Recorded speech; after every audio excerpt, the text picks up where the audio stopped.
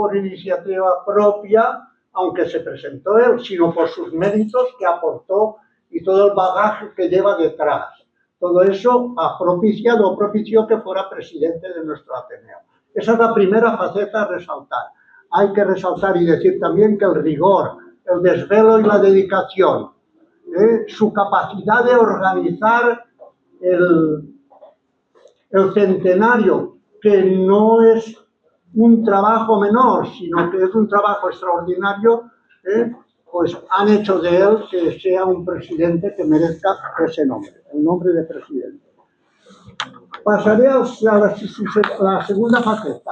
La segunda faceta es el ámbito académico. Ya saben, es catedrático de universidad, estudió primero en la Universidad de Barcelona, se licenció, se doctoró allí también en Filología Hispánica, y fue también catedrático, catedrático emérito de la UGI, como saben ustedes. Fue profesor antes de la Universidad de Valencia y de la Universidad del País Vasco. Impartió cursos en diversas universidades, tanto de aquí, del suelo patrio, pero también, sino también en el extranjero, como la University of Cambridge, en universidades de Francia, de Italia, de Polonia, de México y también de Argentina. Ha dirigido varias tesis doctorales. Ha dirigido también trabajos fin de grado, de máster. Déjenme la porte, s'il vous plaît. Gracias. Gracias. También proyectos de investigación propiciados por el Ministerio de Educación y Ciencia, de la Generalitat Valenciana y de diversas fundaciones. Publicaciones. No voy a delatarles porque aquí sí viene aquello de que si breve dos veces bueno. No es verdad. Si ustedes cogen internet y ven el currículum del profesor Santiago Fortuño Llorens, se quedarán anonadados, porque verán que eso no es verdad de lo breve, porque ahí es amplio, extenso, hasta tal punto que voy a nombrar solamente algunos de los autores en los que él ha trabajado. Autores como de tipo de la literatura clásica y de la literatura contemporánea, como son, por ejemplo, Fernando de Herrera, Cadalso, el Conde de Noreña, Amalia Peñalosa, Pérez Galdós o Ortega y Gasset. Pero sobre todo a mí me interesa el hecho de que él ha trabajado en el profesor Carlos Boussollo, cuya obra literaria, de crítica literaria, es extraordinaria. Yo la conozco, la leí, la compré cuando era estudiante y he podido consultarla varias veces.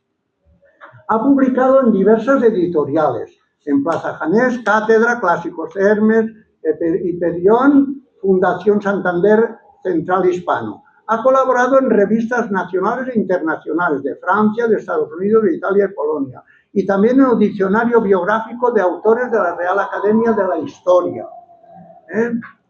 Fue comisario también del centenario del nacimiento, ¿no? Del nacimiento de Carlos Boussollo en Oviedo. El año, hace muy poco, hace un par de años, el 23. Fue director o ha sido director de congresos y forma parte del consejo asesor de innumerables revistas que no voy a detallar aquí. Miembro del jurado de premios nacionales e internacionales.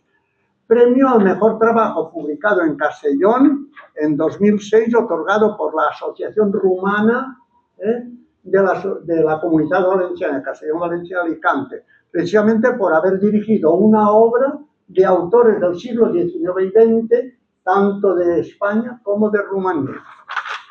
También es Premi del Poble 2017 de Vila-real, del cual ha nacido él, ¿no? Por su espléndida trayectoria profesional, tanto académica como investigadora. Fue director del proyecto Castellón en la literatura y vocal y albacea de la Fundación Germà Colón de la Comunidad Valenciana. Tercer aspecto que quiero resaltar y que es el menos conocido, pero no por eso el menos apreciado, al menos por la gente que nos dedicamos a la literatura y a estos menesteres, que es el ser crítico literario. Muy poca gente lo es. Yo les puedo advertir una cosa, que algunos de los aquí presentes ya conocen el porqué de mis palabras sobre este elemento tan poco conocido por la mayoría de la gente. Ser crítico literario no está al alcance de cualquiera, y él lo es. Primero, por el gran conocimiento que tiene de la norma y de la preceptiva literaria, y segundo, por saber aplicar, en fin, religiosamente, todos esos principios a cualquier obra de literatura. Eso no está al alcance de cualquiera. Entonces, yo, con su permiso, aunque no le he dicho nada, pero lo voy a hacer un poco a hurtadillas, no sea que se enfade conmigo, ¿no? Si alguien quiere prologar, reseñar o presentar una obra literaria, que acuda al profesor Santiago Fortuny, porque nadie en la Comunidad Valenciana lo podrá hacer como él. Y con esto le dejo la palabra para que pueda deleitarnos con la obra, la vida y todos los pequeños menesteres que nos presenta la autora romántica Fenollosa. Muy bien.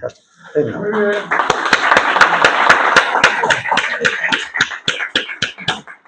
Muchísimas gracias, profesor Joaquín Beltrán, por tus palabras, que son palabras más bien de amigo, pero que agradezco igualmente. Bueno, vamos a ver. El objeto de la conferencia no es, esto para mí es un homenaje a Amalia Fenollosa. El objeto es hacer conocer un poco más la obra de Amalia Fenollosa, que creo que para ser de Castellón es prácticamente desconocida o casi desconocida, y al mismo tiempo también pues animarles a que una ciudadana, una conciudadana como es Amalia Fenollosa, pues llegue también a la curiosidad, al menos la curiosidad de las personas de Castellón. Yo en clase, en mi larga trayectoria profesoral, nunca he mezclado mi vida personal en clase, nunca he hablado nada de mi vida personal porque tampoco creo que era lo interesante. Sí que he tenido profesores que realmente pues se solazaban en humorística, irónicamente, en hablar de su vida y tal, pero no ni de eso ni tampoco de política. Son temas que en clase me atenía estrictamente a mi área, que era la literatura española. Digo esto porque yo no puedo hablar de la obra de Amalia Fenollosa sin recordar que llevo 35 años estudiando la obra de Amalia Fenollosa intermitentemente y que todo surgió porque, como ha dicho el profesor Beltrán, estuve 2 años en el País Vasco y los viajes de aquí al País Vasco eran interminables. Decirles que salía en el García Lorca de las 6 o 7 de la tarde y llegaba a Vitoria-Gasteiz, no miento, a las 7 de la madrugada. Y a las 9 de la mañana tenía que dar clase. Eran 2 días de semana que daba clase y volvía. O sea que era ligero, pero el viaje, cuando cogía el tren, era larguísimo. Todo eso propiciaba pues que leí mucho. En esos viajes leí mucho. Y un libro que llegó a mis manos fue un libro que se titulaba Escritoras románticas españolas. Era una edición de una escritora que seguramente habrán oído porque en los años 90, 2000 era conocida como novelista, Marina Mayoral, y que había recogido las actas de un congreso sobre las escritoras femeninas. El libro en cuestión era este. Escritoras románticas españolas, Fundación Banco Exterior. Y me sorprendió porque de sopetón leí que decía que Amalia Fenollosa era una de las personas más interesantes de las escritoras románticas del siglo XIX. Dije, tate, ya tengo aquí un filón de investigación. Dije que ya tengo un filón de investigación porque realmente Castellón, desde el punto de vista literario, no ha tenido una gran repercusión. Yo me atrevería a decir, y a lo mejor me equivoco, que hasta el siglo XX, y no cito el siglo XX porque hay ahora muchos escritores que después la propia historia de la literatura los filtrará y los cribará, pues habían prácticamente 3 escritores hasta el siglo XX que aparecían en los manuales de historia literaria, alguno, es decir, también es verdad, que como nota a pie de página. Los 3 eran el conde de Oroña, nacido en Castellón, 1760, muerto 1815, conde de Oroña, por casualidad nació aquí en Castellón, pero en los manuales ponía el castellonense. Bien es verdad que algunos confundían Oroña en vez de la ñ, ponían NH, y en algún libro encontré que lo llamaban que eran portugués o gallego, portugués. El segundo era Amalia Fenollosa, y el tercero era un vinarocense, de los 3, creo que el que más fortuna ha tenido, que era Venceslao Aigual de Izco, el autor de una obra importante, María o la hija de un jornalero, que es el prototipo de novela realista naturalista. Bien, el caso es que a partir de ahí fui indagando a ver quién era esa poeta tan interesante, porque la homologaban, por lo menos decían, de las 1000 escritoras románticas del XIX, de las 1000 escritoras románticas españolas, a decir de una tal, que seguramente la habrán oído, María del Carmen Simón Palmer, que tiene un libro importante sobre las escritoras del XIX, ponía que había 3 que sobresalían: Carolina Coronado, ahí es nada, Gertrudis Gómez de Avellaneda, mexicana, y Amalia Fenollosa.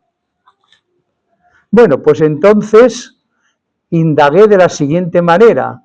Me fui a buscar por Valldeuxó, como era Fenollosa, el apellido Fenollosa es un apellido muy de Valldeuxó.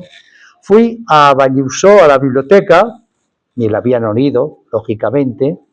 Después fui a Valencia a varias bibliotecas, les sonaba, pero tampoco la conocían, y al final me fui a la Biblioteca Nacional. Quiero decir que era por congresos, por convenciones, por lo que sea, cuando iba a ciudades, pues iba rastreando en las bibliotecas de las ciudades, que diré a continuación, e iba entresacando las obras de Amalia Fenollosa por las revistas que escribió. En la Biblioteca Nacional fui al catálogo Libro extraviado. Al año siguiente el libro también estaba extraviado. A los 3 o 4 años estaba extraviado. Y entonces dije, voy a hablar con el director de la Biblioteca Nacional. No está fuera en un viaje, pero puede usted hablar con el subdirector. Bueno, pues vamos a hablar con el subdirector. Digo, mire, es que vengo aquí a varios años, estoy hablando de 7 o 10 años, y siempre me encuentro que el libro está extraviado o que está en lugar desconocido. Tal. Efectivamente, debe de ser un castellonense como usted que se lo va a llevar. Así me contestó. Bueno, lo de libro desconocido extraviado, efectivamente, ustedes van al catálogo de la Biblioteca Nacional y las poesías de la señorita Amalia Fenollosa, que después verán en la portada, en el vídeo que pondré, pues efectivamente ese libro ha desaparecido.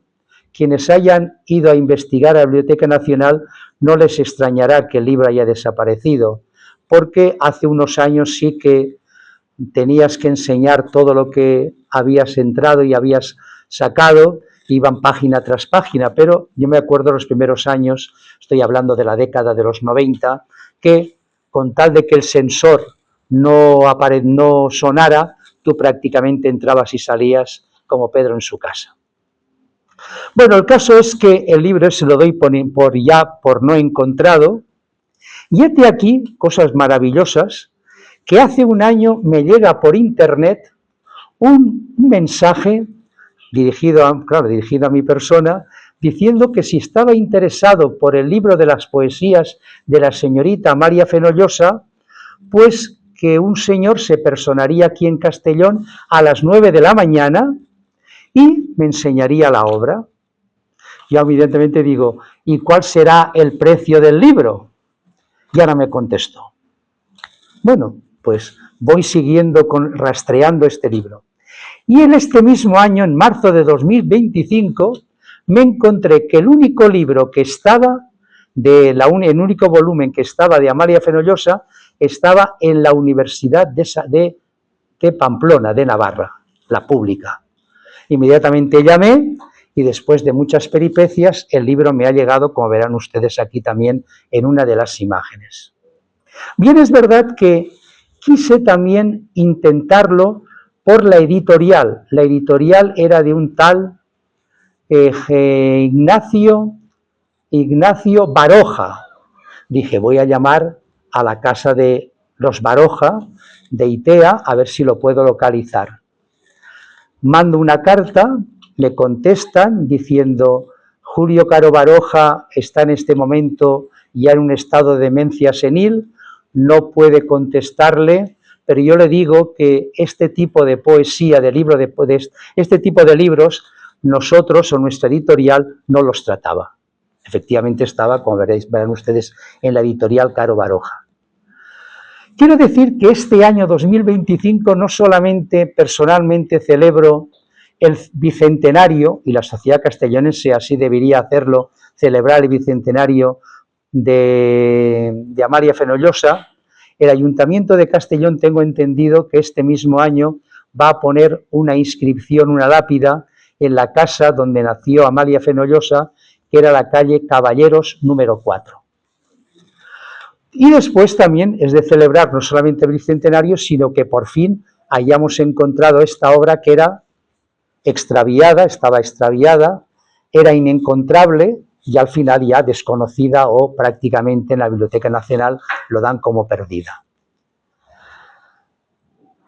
Todo esto viene a colación porque Amalia Fenollosa es una escritora poco conocida o ha sido muy poco conocida, también aquí en Castellón, pese a que, y esto es el título de la conferencia, de la charla, más que una conferencia, una charla así amistosa,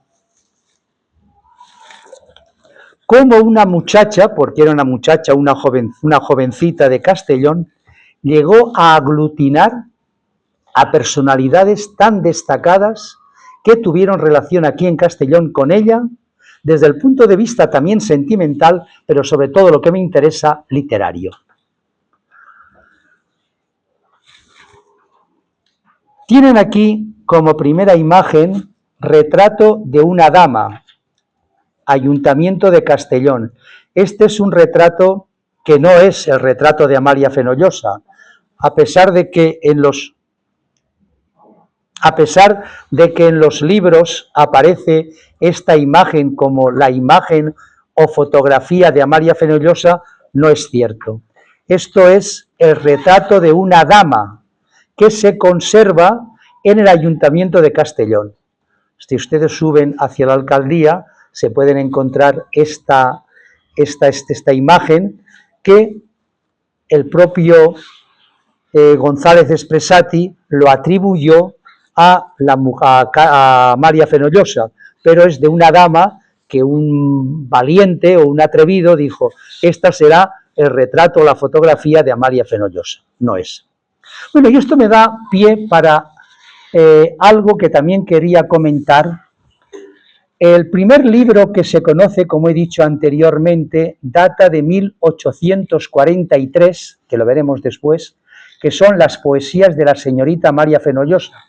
Nos puede llamar la atención de los de las poesías de la señorita, pero era la manera como se escribían todas las obras de las señoritas en el siglo XIX. Muchas de las obras ustedes encontrarán poesías de la señorita Ángela Grassi, poesías de la señorita Massanés, poesías de la señorita, era la manera como se escribían. Desde el año 1843 hasta la década de los 60 del siglo pasado, nadie hincó el diente en la obra de Amalia Fenollosa, hasta que apareció un libro meritorio que se titulaba La juventud de Amalia Fenollosa, de González Espresati, que es muy conocido, ¿no?, por sus diversas quehaceres aquí en Castellón. Este libro, que lo editó el Boletín de la Sociedad Castellonense de Cultura, es un libro interesante, pero más que una biografía, peca o adolece de un poco de novela. La mitifica, hay bastantes lagunas desde el punto de vista biográfico, porque su objetivo, y es laudable, era hacer conocer la figura de esta mujer, pero después, cuando uno indaga o investiga sobre la obra la vida y obra de Amalia Fenollosa, encuentra que este libro pues es un libro en el cual hay mucha fantasía, mucha imaginación, pero también algo de realidad. Pero, repito, es meritorio.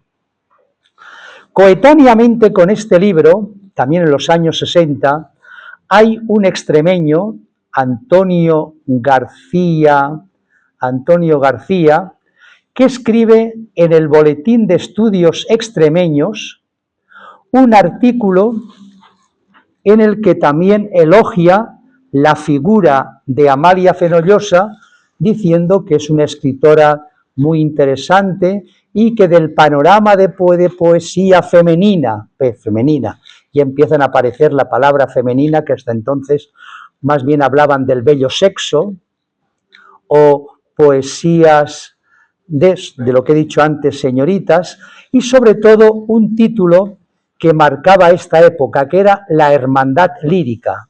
La Hermandad Lírica es el título con el que se conocía a estas 1000 escritoras que habla la autora que he dicho antes, pero que realmente después llegó pues a 40 o 50, entre las cuales encontramos a la castellonense Amalia Fenollosa.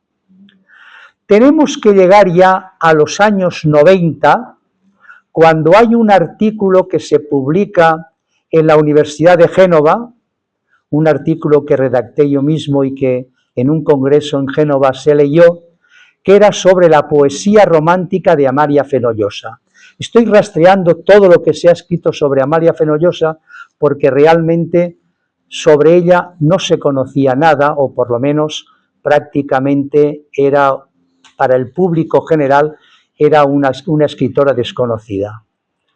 Llegamos posteriormente ya al siglo XXI y, como veremos después, hay varios libros que tratan sobre la poesía, sobre la novela, porque es de destacar que no solamente fue poeta, que será el objeto del comentario de hoy, sino que también es novelista, escribe 2 únicas novelas, que es extraño cómo una mujer de escasamente 20-21 años escribiera de esa manera un folletín. El título de esas 2 novelas, que datan de 1846-1847, son respectivamente El premio de la virtud o Malvina de Cerati. Todos estos libros los pueden ustedes encontrar en la Biblioteca de Castellón o en la Biblioteca de la UJI, en la biblioteca más cercana, incluso en Valencia. Posteriormente, el Ayuntamiento de Valencia también publicó un libro sobre Valencia en la obra de Amalia Fenollosa, que es un librito muy recomendable porque sobre todo destaca ahí los poemas de Amalia Fenollosa sobre Valencia. Fue un encargo que recibí del Ayuntamiento de Valencia y que lo llevé a cabo. Ya posteriormente fue con el fallecimiento del ilustre castellonense Germán Colón Domènech, cuando la Universidad de Alicante publicó esta revista Ítaca, revista de filología, y también me solicitó que redactara un artículo sobre Amalia Fenollosa, sobre Castellón, y entonces fue cuando había empezado a estudiar también las cartas, todas las cartas y los poemas que se dedicaban entre sí estos poetas, y fue el título de esta conferencia, Encuentros con historia literaria en Castellón del siglo XIX. Y, curiosamente, el otro día, hace cuestión de 15 o 20 días, me encontré con una tesis doctoral de la Universidad de Cádiz, de una escritora, Verónica González, y la he traído porque me llamó la atención cómo esta señora, o esta doctoranda, dice: palabras que reflejan la mentalidad de la época y que además sorprende significativamente por provenir de una mujer tan avanzada a su tiempo como era Fenollosa. Quiero decir que hay una bibliografía, si no abundante, sí, que últimamente se ha redactado sobre Amalia Fenollosa, y que curiosamente destacan que no solamente era una poeta de relieve, una poeta destacable, sino que al mismo tiempo esta señora, esta doctoranda de Cádiz, diga incluso que es una mujer tan avanzada a su tiempo. Leeré algunos poemas o algunas cartas en las que se puede demostrar esto que en esta tesis doctoral se defiende.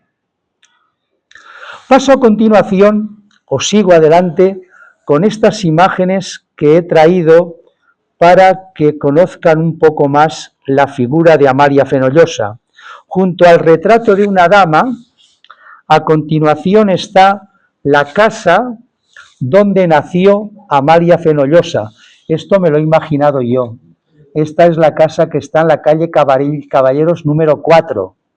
Puede ser que sea esta casa, que precisamente ahora está por traslado o por jubilación de la persona que vivía ahí, y que puede más o menos, aquí al lado está Bancaisa, y esta es la primera casa que da a la callejuela que conduce a la otra callejuela, que es de Ausias Marc. Aquí nació en la calle Caballeros número 4 Amalia Fenollosa.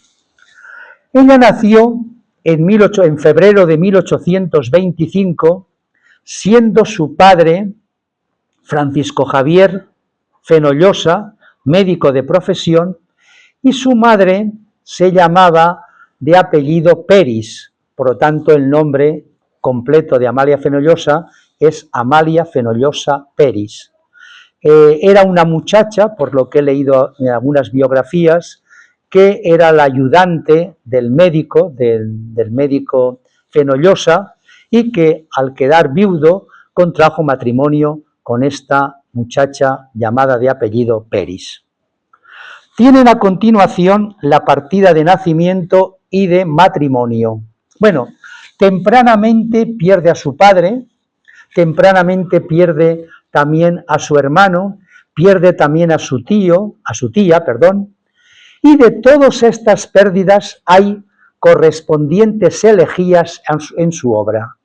La obra de Amalia Fenollosa es una obra típica romántica, no solamente por los ambientes que describe, ambientes exóticos, ambientes orientales, hay mucho pesimismo, hay mucho luto, hay mucha elegía, como he dicho antes, pero se inscribe perfectamente en la poesía sentimental, emotiva, efervescente, romántica. Claro, para un estudioso o para un entendido en literatura puede llamarle la atención un tipo de poesía como esta de Amalia Fenollosa, pero obviamente la importancia de una escritora, de un escritor, no solamente es la obra en sí, sino la tradición en la que se inscribe ese autor o autora. y sobre todo el papel en su historia literaria. Es decir, que Amalia Fenollosa, para comprenderla en su verdadero sentido, hay que situarla en su época y al mismo tiempo también en la tradición que sigue. Aquí tienen, por lo tanto, la partida de bautismo y la partida de matrimonio. Ella contrajo matrimonio por poderes a los 26 años, 1851, con un escritor muy importante que después destacaremos, que es Juan Mañé y Flaquer, que era natural de Torredembarra, era profesor de latinidad y al mismo tiempo era periodista, muy importante como periodista.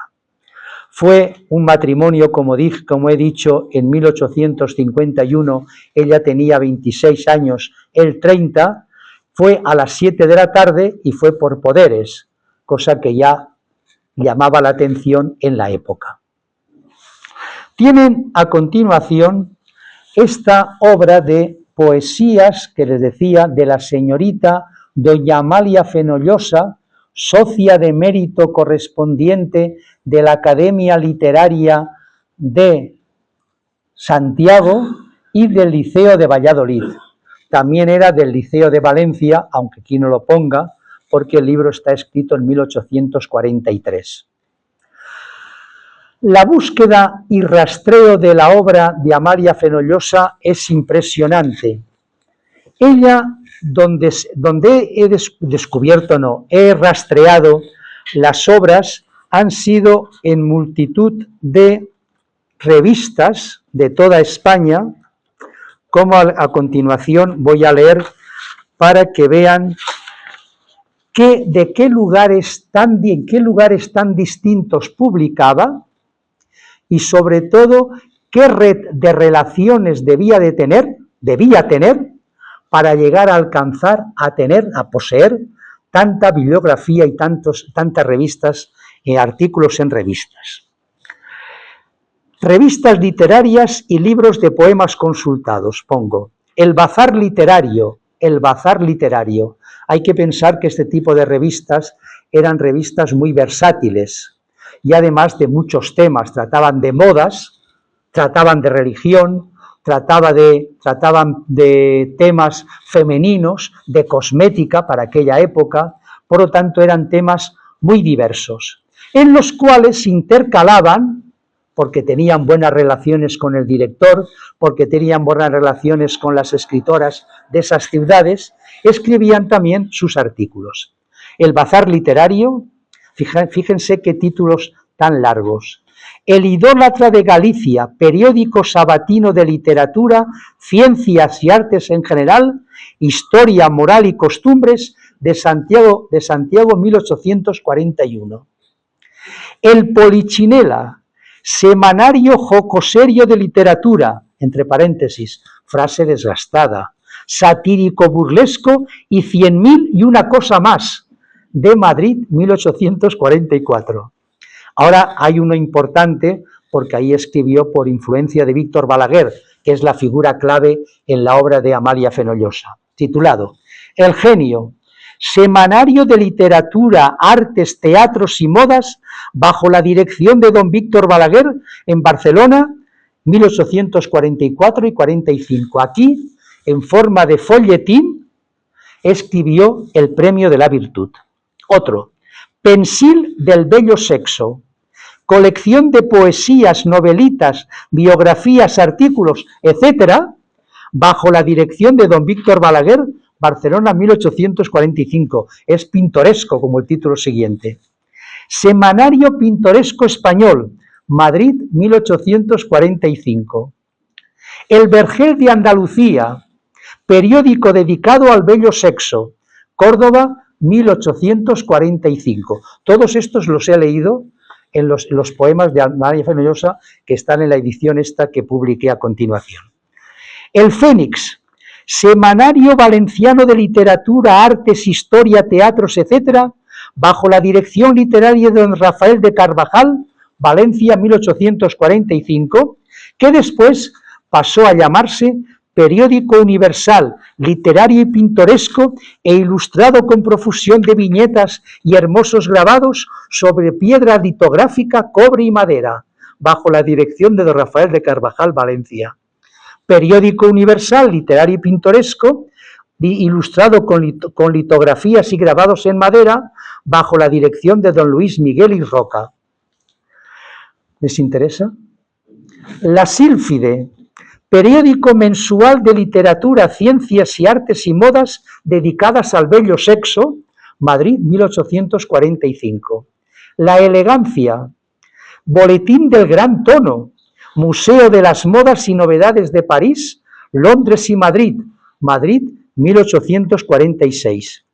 La Lira Española, esta también es muy importante porque es de Víctor Balaguer, semanario de música, literatura y teatros, bajo la dirección de don Víctor Balaguer, contiene la novela Balbina de Cerati, que son las dos novelas que escribió Amalia Fenollosa.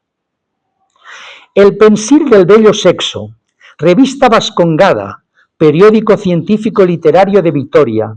La Luna, periódico para el bello sexo, historia, poesías, costumbres, modas, teatros, paseos, tertulias, conciertos, charadas, cuentos, chistes en verso, prosa y andaluzadas. Madrid, 1848.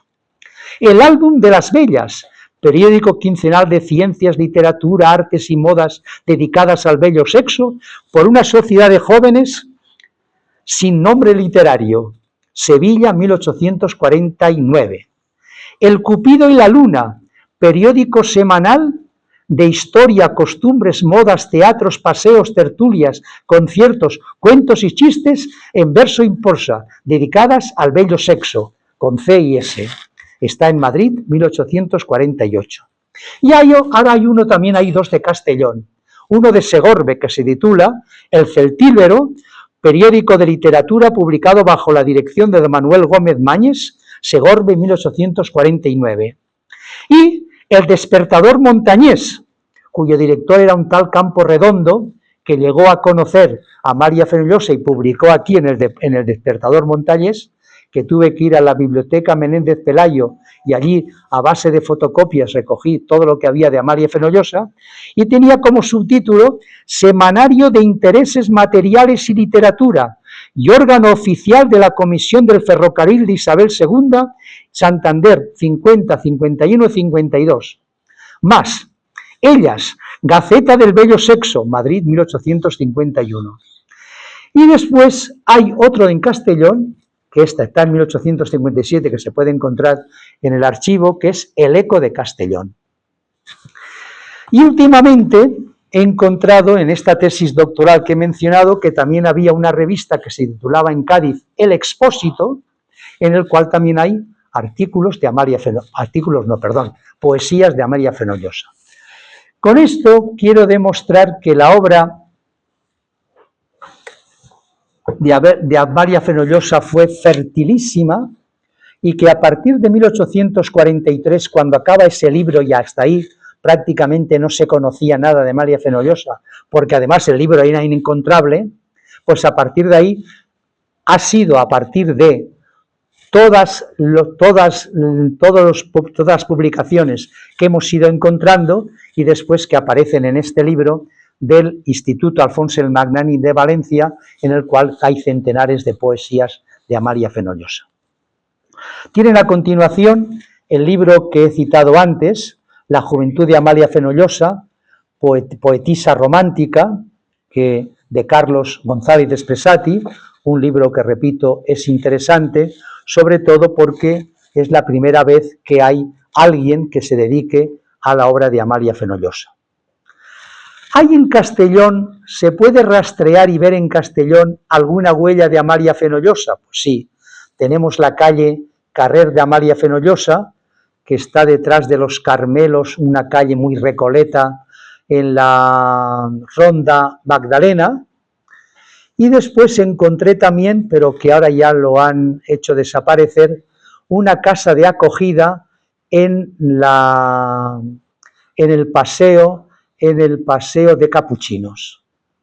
Prácticamente ya, si ahora el ayuntamiento, como creo que creo que felizmente va a grabar en la calle Caballeros una pequeña lápida sobre la casa donde se cree que nació Amalia Fenollosa, pues será más conocida sin duda. Aquí tienen una serie, bueno, lo importante era lo siguiente. Paso un poco adelante y aunque después retroceda.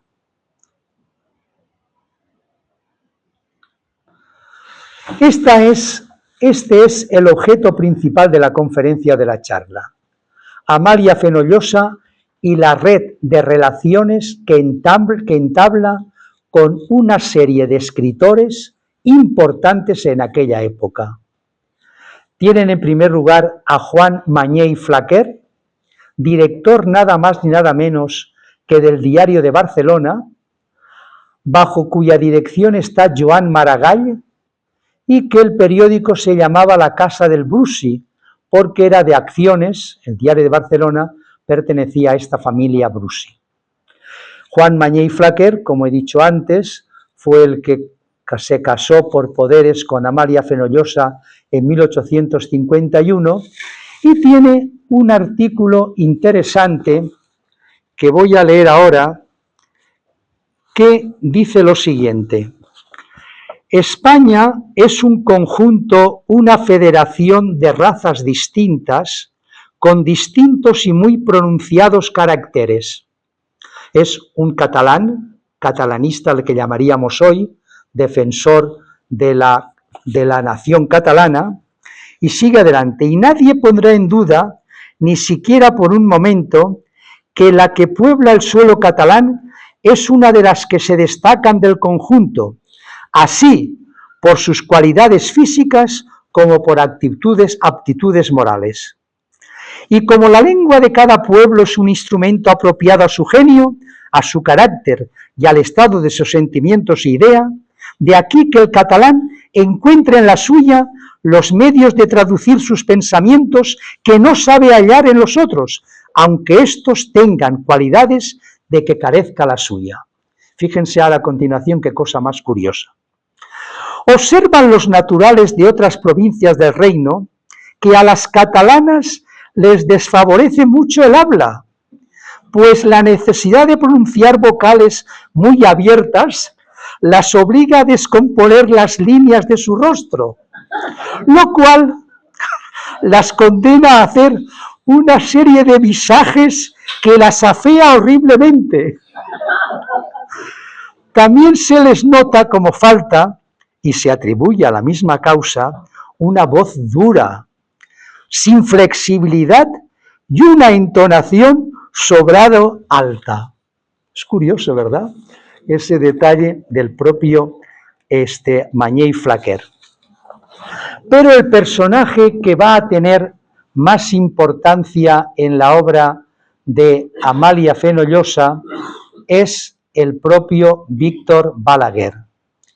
Víctor Balaguer es un escritor perteneciente a la Unión Ibérica, es una persona muy importante en el mundo catalán, en el mundo de la política, de la cultura catalana, muy importante, y que mantuvo una relación sentimental afectiva, se desprende de su epistolario, pero al mismo tiempo también le favoreció muchísimo en gran manera que Amalia Fenollosa, una muchacha de ciudad pequeña, Castellón entonces tendría unos 15.000 habitantes, no llegaba, Castellón entonces la provincia tendría unos 190.000 habitantes, 193.400 y pico según he encontrado en los archivos, y al mismo tiempo su economía sobre todo pues provenía del cultivo del cáñamo.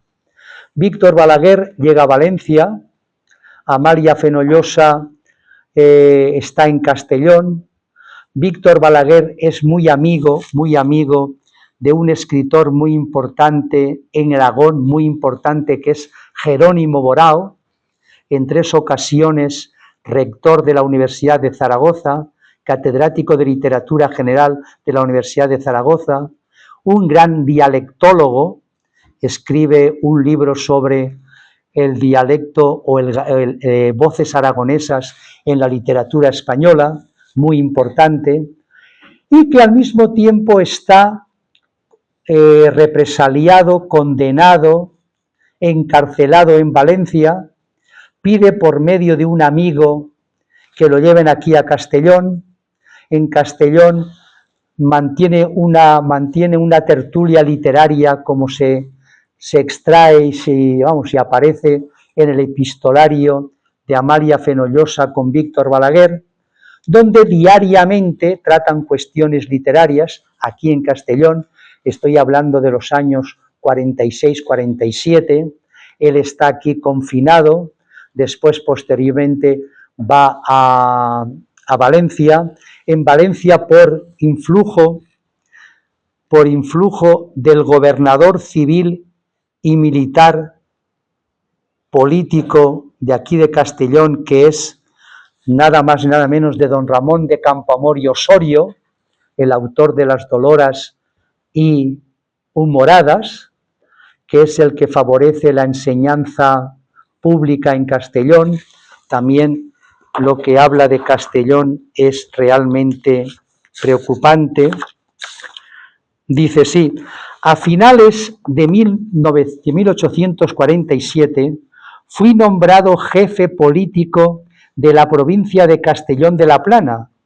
Instalado en mi ínsula, quise, como Sancho, ser justo y promover el bien. Inexperto, dice él mismo. Al ver todos los pueblos de mi provincia no solo deslustrados, sino negros como las alas del cuervo, está hablando don Ramón de Campoamor y Osorio, que es una autoridad de la poesía realista del 19, mandé que se pusiesen todos blancos como el plumaje de los cisnes. Después de un año fecundo para mí en disgustos, esto lo he extraído en el libro de actas de aquí del Ayuntamiento de Castellón, tuvo unas relaciones pésimas con el Ayuntamiento de Castellón, era el gobernador, promueve, como he dicho, la enseñanza, es el que comienza e inaugura el camino de Castellón al Grao. No olviden que la calle Campoamor no es otra cosa que la continuación de Villamargo, que así se llamaba también esa calle durante muchos tiempos. Después de un año fecundo para mí en disgustos, y me atrevo a decir que más fecundo para el país que gobernaba en bienes positivos. Bien, aquí conoce, por lo tanto, a Campoamor.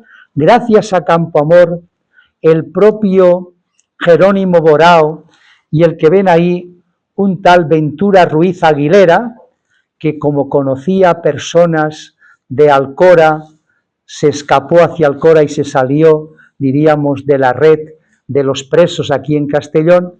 Por lo tanto, tanto él como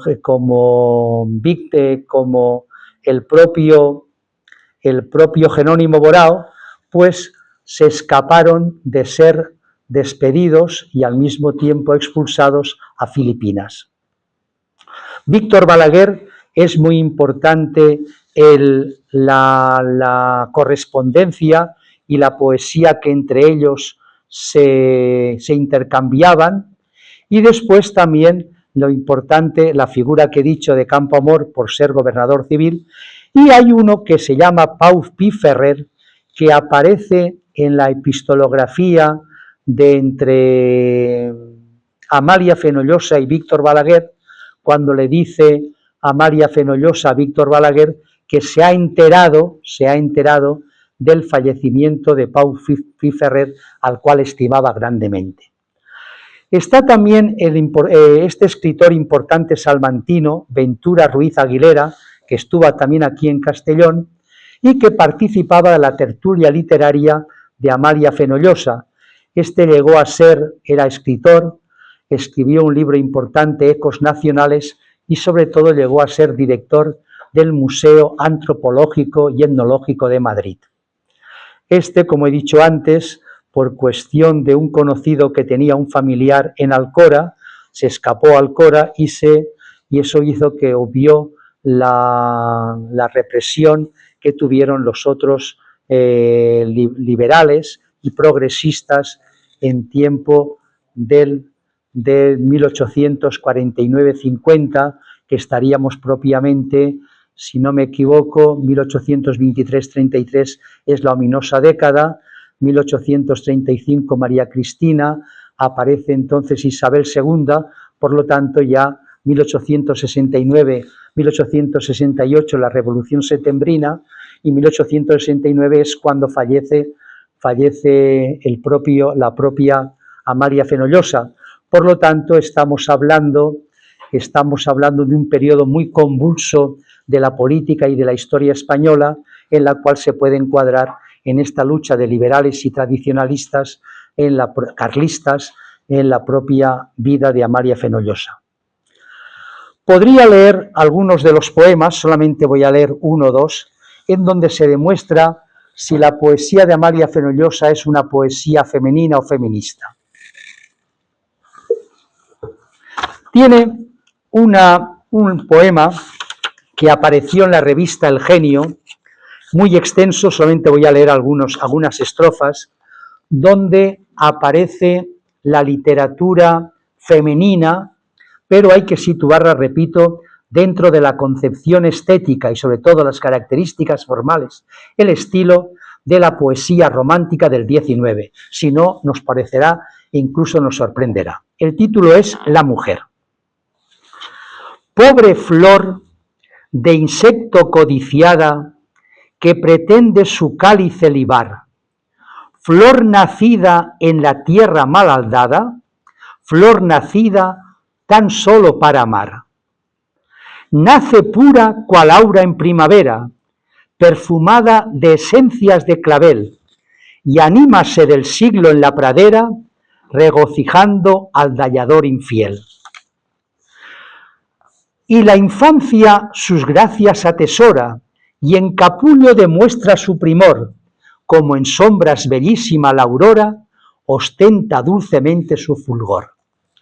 Ha sido estudiado el lenguaje de estas poetisas, así se las llamaba poetisas, y es la propia Marina Mayoral, artículo que he citado anteriormente, cuando ella dice que la mujer del siglo XIX, hasta entonces iletrada, hasta entonces no dada a la escritura, hasta entonces marginada culturalmente, pues carecían del lenguaje amoroso y entonces echaban mano del lenguaje poético de la tradición, que era el lenguaje propio del hombre. Por lo tanto, sorprende determinados atrevimientos lingüísticos, expresiones, símbolos y sobre todo saludos que más bien, repito, llaman la atención, pero eran propios más bien de la poesía erótica masculina, de la cual, careciendo la mujer de este tipo de lenguaje, pues hizo uso de la misma. Es muy frecuente en esta poesía los tópicos de las flores, los tópicos de los insectos, los tópicos de la libélula, los tópicos de animales, diríamos, bellos, estéticos. Viene luego la fresca adolescencia, cercada de placeres e ilusión, y se ciñe de encanto su existencia para ceder a terrenal pasión. Al yugo dulce del amor somete su tierno seno do el halago está, y sin que nada su ventura inquiete, ríndense al punto a quien feliz la hará. Al que le ofrece su cariño, entrega su pecho doblegando la cerviz, y en el amor que la juraron, ciega se cuenta desde entonces por feliz.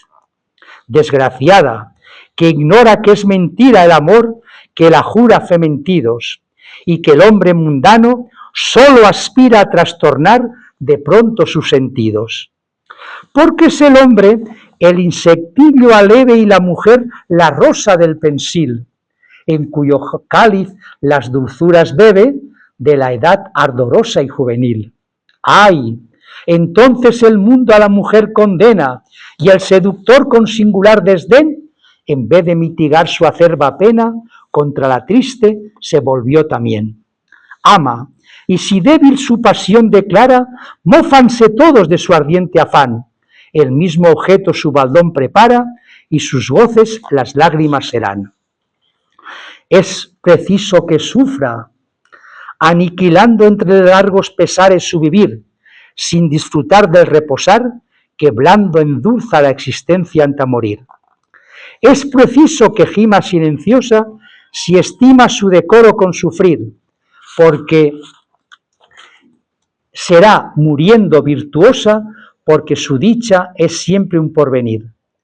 Pobre infeliz, su sexo que es el mío, me mueve a defenderla con placer, mas al hacerlo se desmaya el brío, porque recuerdo de que soy mujer. ¿Qué opinan ustedes? Hay que situarlo en su época y en la tradición literaria. Bien, Amalia Fenollosa se traslada a Madrid cuando se casa. Tiene una frase que se repite en muchas antologías: heme aquí al cuidado de mi marido, porque estoy casada, y a su culto le debo, y a su culto me debo. Efectivamente, casi todas estas mujeres, cuando llegaron a casarse, pues prácticamente dejaron de escribir y se dejaron de escribir y se dedicaron a la vida hogareña, a la vida matrimonial. Muere en Barcelona, en lo que hoy es el barrio de Sarriá, concretamente la calle Doctor Carulla, el 1 de mayo de 1869. Pasa prácticamente desconocida su muerte, siendo su marido Mañé Flaquer el director del Diario de Barcelona. Solamente hay un pequeño recuadro donde dice: ha muerto la poetisa y escritora Amalia Fenollosa, de tal manera que en Francia, posteriormente, hay un escritor francés del bando tradicional que le escribe a su marido diciendo: me acabo de enterar del fallecimiento de tu mujer y me creía que el fallecido eras tú porque estabas muy débil. De hecho, es la madre de Amalia Fenollosa quien le acompaña también al matrimonio a Barcelona para ayudarle, porque Mañé Flaquer también era una persona, diríamos, de una débil salud. Como ven, es una vida bastante desgraciada, es una vida que después se transpira en su pesimismo, en su carácter negativo, en su tristeza, en su melancolía, que transpira toda su obra. ¿Qué queda de Amalia Fenollosa? También intenté saber quiénes eran los herederos o los sucesores de Amalia Fenollosa. Estuve durante un cierto tiempo, cuando existía todavía la guía telefónica, llamando a todos los Fenollosas de Barcelona. Nadie me dio razón de ella, hasta que al final en la Universidad de Barcelona encontré una tesis doctoral sobre el metge Francesc Javier Mañé Fenollosa.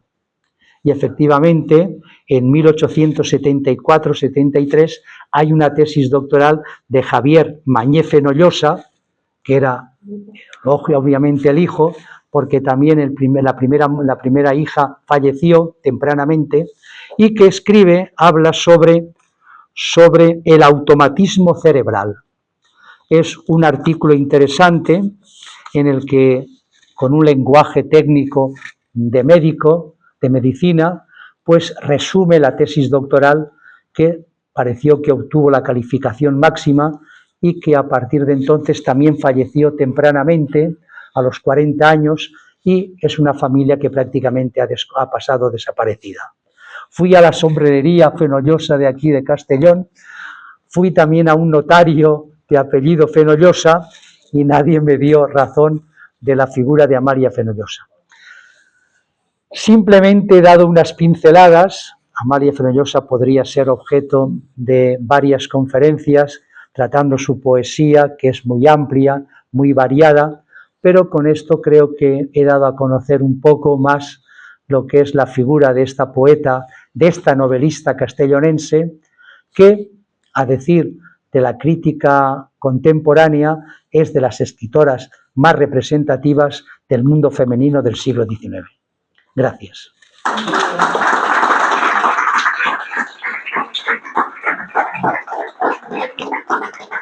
si alguno quiere preguntarme algo, seguro que a lo mejor podré acordarme de alguna cosa, pues por ejemplo, de Campoamor recuerdo que González de Presati dice que Amalia Fenollosa fue la secretaria del gobernador Campoamor de la Junta de Beneficencia Social. Yo estuve mirando y no aparece ningún documento que existiera la beneficencia social y que el presidente fuera Campoamor y que Amalia Fenollosa fuera su secretaria. No aparece ningún documento. Creo pues que es una buena fe del propio González de Presati en colocar esto pues para ver que era una muchacha pues que tenía una dimensión social destacable. Me gustaría responderles a las cosas que ustedes quieran preguntarme. Dime. La foto que ha mostrado de la casa donde nació Sí. esa no estaría ubicada actualmente, o sea, el número 4 correspondería al lado de lo que es la casa hoy. Bancaisa, sí, Bancaisa. Efectivamente, yo he mirado los números porque cuando salió este libro me acuerdo que mi amigo José Luis Aguirre, que seguramente algunos lo conocerán, escribió un artículo en el Mediterráneo diciendo que todos los días, cuando él se dirigía, él vivía en la Plaza María Agustina, desde entonces todos los días que pasaba por la calle Campoamor, veía y se inspiraba en el espíritu de Amalia Fenollosa. Claro, con la ironía que tenía, ¿no? Sí, efectivamente, me ha parecido ver que debía de ser una de las casas que se aglutinaron en el edificio que ahora es el edificio Bancaisa. Pero, claro, cogí esta foto donde estaba una relojería porque podría ser una joyería, sí, aquí, que todavía ustedes, si ven allí, tiene todavía, claro, estamos hablando del siglo XIX, ya ha avanzado la segunda parte, ¿no? ¿Contesto a su pregunta? Naturalmente. Esto me imagino que en el catálogo de edificaciones del Ayuntamiento de Castellón se podría localizar dónde estaba el número 4. ¿Alguna curiosidad? Dime. ¿Por qué antes se llamaban poetisas y ahora se llaman poetas? Sí. Está como antiguo. Sí. Hoy llamar poetisa es un arcaísmo. Claro, las poetisas era un término que se acuñaba mucho en el siglo XIX e incluso en el siglo XVI con Inés de la Cruz, poetisa, pero hoy día ya las propias poetas, ninguna se llama poetisa, tiene un carácter relamido, refinado, como bien dices, pues un poco arcaico. Pero es correcto, ¿eh? Si tú vas al diccionario de la Real Academia, poetisa, femenino de poeta, claro. Pero está en desuso. Lo que me llama la atención es que no se sabe nada de sus primeros años en Castellón. Esa pregunta, como hemos comentado antes, también me lo preguntaste. Yo indago, pienso, atisbo que puede ser que ella se formara por su proximidad en la escuela o lo que hoy es el Colegio de Arquitectos de Castellón. Otrora era la escuela de Isabel Ferrer, que fue la que introdujo los estudios de las mujeres aquí en Castellón. Me imagino, pero no hay ningún documento que haya encontrado en el que aparezca dónde se formó. Efectivamente es una pregunta muy interesante la que estás diciendo, porque claro, y además si lees su poesía y sobre todo su novela, te quedas estupefacto de cómo una muchacha, una señorita, una muchacha o una joven de unos 20 y pocos años pudiera escribir lo que ella escribió. ¿No habría detrás alguien que le corrigiera todo? Yo creo que sí. Pero su padre falleció, ella tenía 13 años, falleció a los 13 años. Es muy interesante. Mira, ahí tienes un campo para hacer la tesis doctoral. La formación académica de Amalia Fenollosa.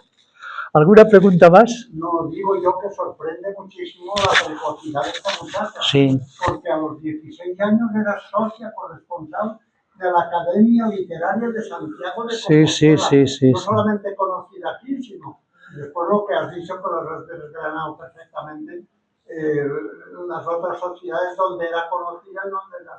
Efectivamente. Y eso, Chimo, con tu arte poética que tienes, si lo leyeras, te quedarías deslumbrado de ver cómo esta muchacha a esa edad fuera tan precoz, literariamente hablando. Es inaudito. Y si leyeras las dos novelas, Malvina de Cerati y El Premio de la Virtud, 1846-47, todavía te sorprendería más cómo conocía la geografía que conocía esta señora. Aquí tenéis, sí, las novelas de Amalia Fenollosa, En los albores del folletín, 1846-47. Amalia Fenollosa, con estas dos novelas, es una buena introductora de la poesía realista y social del 19. Y estas eran folletines porque aparecían en las revistas, abajo del todo, semanalmente aparecían fragmentos que alimentaban la curiosidad de los lectores para ver la semana siguiente la continuación. Procedía de feuilleton del francés y eran folletones. ¿Alguna curiosidad más? Pues muchas gracias por haber venido. Dime.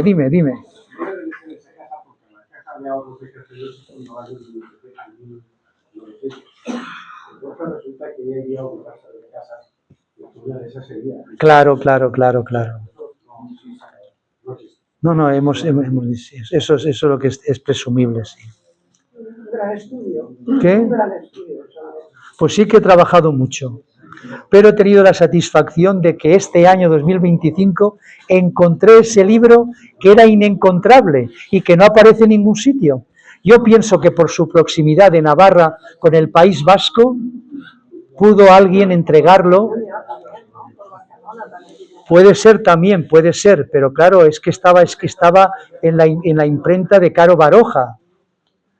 Y claro, más próximo es el Navarra, donde está la Universidad de Navarra, pero también puede ser, efectivamente, como tú dices, por la gran relación que tenía, que podríamos haber extendido en sus epístolas, en sus cartas y en sus poemas, ver la intensidad amorosa y la intensidad literaria que había entre estos escritores.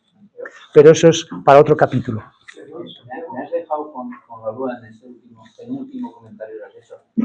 ¿Cómo pudo ella fraguar toda esa intensa relación con diferentes espacios, ¿no? En una época en la que no tenía algún padrino? Víctor Balaguer es determinante y al mismo tiempo también, naturalmente, por ejemplo, con Jerónimo Borao, que aquí no lo conocemos, y tampoco mucho en Zaragoza. Yo estuve en una tesis doctoral en un tribunal que era una tesis doctoral de un camerunés y que el propio uno del tribunal lo dijo públicamente, dice, es que la gran historia sobre la Universidad de Zaragoza fue Jerónimo Borao y es un escritor desconocido, más lo conocen los dialectólogos lo conocen mucho, pero incluso en Zaragoza es una figura de segunda fila. Y contestando mejor a la pregunta que tú me dices, hay que pensar también que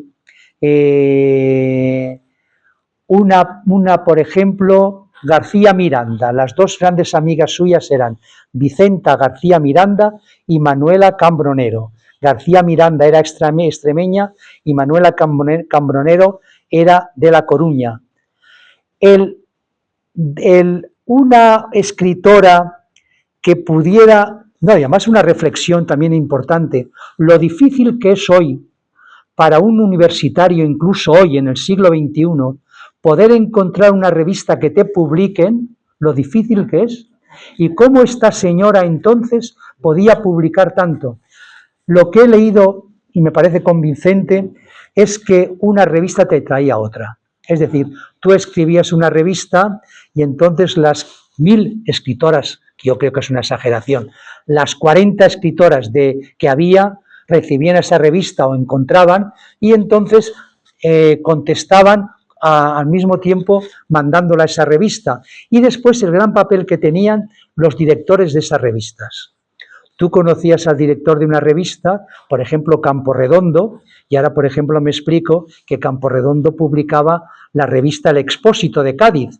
Esto hacía que Amalia Fenollosa pudiera publicar en El Expósito en Cádiz.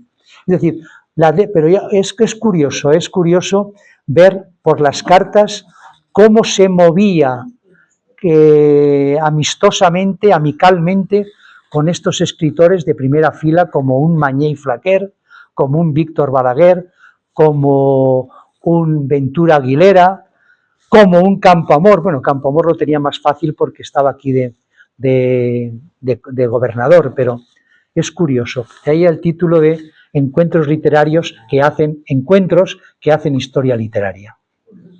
¿Dónde se puede conseguir? Estos libros puedes tenerlos todos en la biblioteca de Castellón. En la biblioteca pública puedes encontrarlos. ¿Alguna cosa más? Ella escribía siempre En castellano, en un pulido castellano. Yo creo que Castellón mayoritariamente se hablaría valenciano. No, se consideraba como la lengua culta hasta hace cuatro décadas, se consideraba que la lengua de la cultura era el castellano. De hecho, en las universidades, en los institutos, en las escuelas, las clases se daban en castellano. Era la lengua que se consideraba para temas cultos, ¿no? De hecho, me acuerdo que cuando se introdujeron los estudios del catalán, muchos profesores que escribían libros de enseñanza, incluso universitarios, se encontraban con la dificultad de encontrar una jerga, un argot, un léxico científico para los libros. Por eso a nuestros hijos a veces han ido a institutos o colegios concertados o privados y encontrabas que en la asignatura del coneixement del medi había unas palabras que eran desconocidísimas y la maestra o el maestro, con muy buen acierto, les había puesto esa palabra que se la aprendiesen en castellano. Pero eso hasta hace 4 días. ¿Alguna cuestión más? Pues muchas gracias, ¿eh? Hasta luego.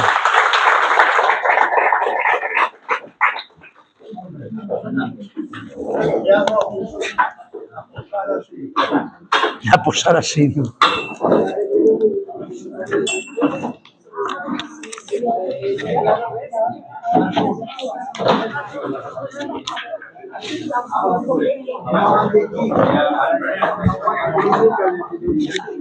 No, pero nos ponemos todos.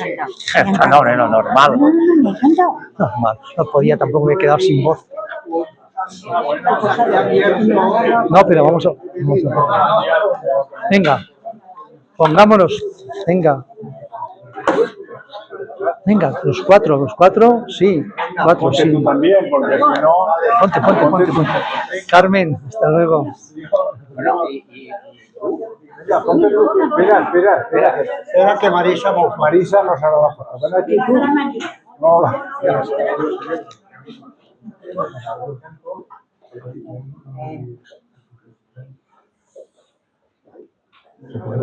ahora que no va. Ahora. Ahora estamos completos.